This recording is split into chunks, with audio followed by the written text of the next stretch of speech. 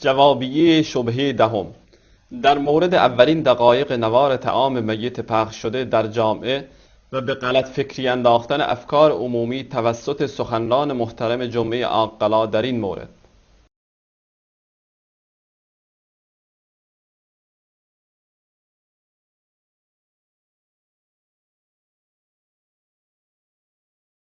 Cenab-ı Hatib Cuma'ya Akkala, ben geçenki CD'imde bir ayet Kur'an okudum.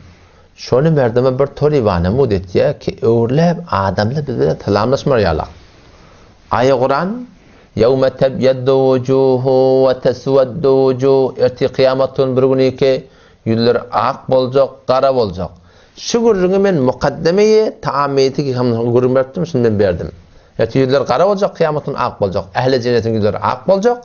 Cehennemin yüzleri kara olacak. Müslüman naudu billah. Otam şıcağa tika gurrunu aydıp, onam toram da şundan ol hen taamiyetin gurrunu başlanaka. Hen mukaddeme taamiyetin gurrunu ayet Kur'an meşhur tercüme edip tergib teşvik ettim.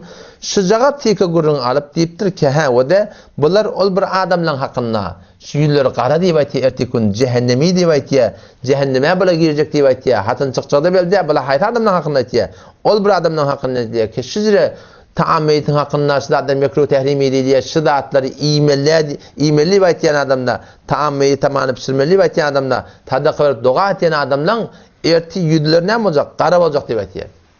O tam şıtatın o ideyanı da acayip bir tekit etiye. Ve niye bir kepte ödümdesini arttırmak diye. Öyle yani şulan aydanca uğruna ayttım. Yani şunları ki şu on CD paylap, navar paylap, kağıt paylap etip yerler. Şulan etiqadı şey, her kim taammeyt ise, taammeyt pişirse, şuna meni sadakalar bir adam işit çağırta, erti kıyametin şular yüzü kara olacak, bir cehennemi olacak, hatsanla da cehennemden çıkaracak bildi. O tam şıtatın o da, uğurlap da yine şikayet etmeklik. Men hiç aydınlık kepten bir kepte arttırmak ha. Men xahiş etdiyen şuna hakkında berilen gurruna kulak atın.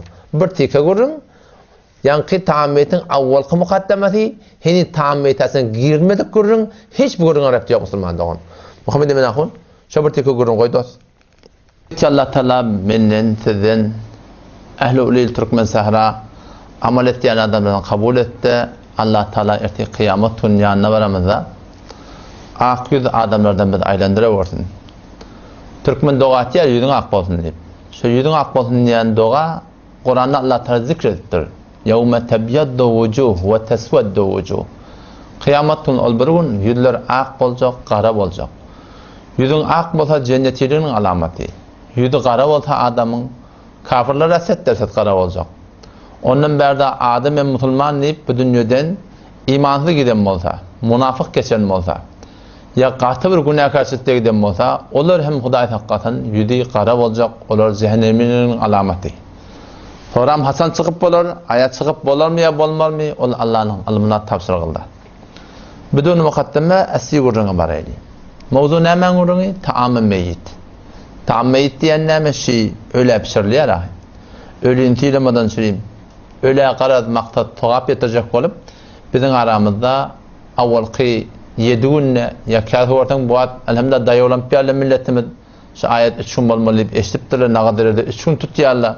Şu 3 günle ne kadar dükkan tatsan nığmatlar tutarlar zatlar yadırıp ya 7 gün olup ya 5 gün olup ondan sonra ay 40 7 yılı şu form bir tertip tesfana bizim aramızda şu bir yördülüptür.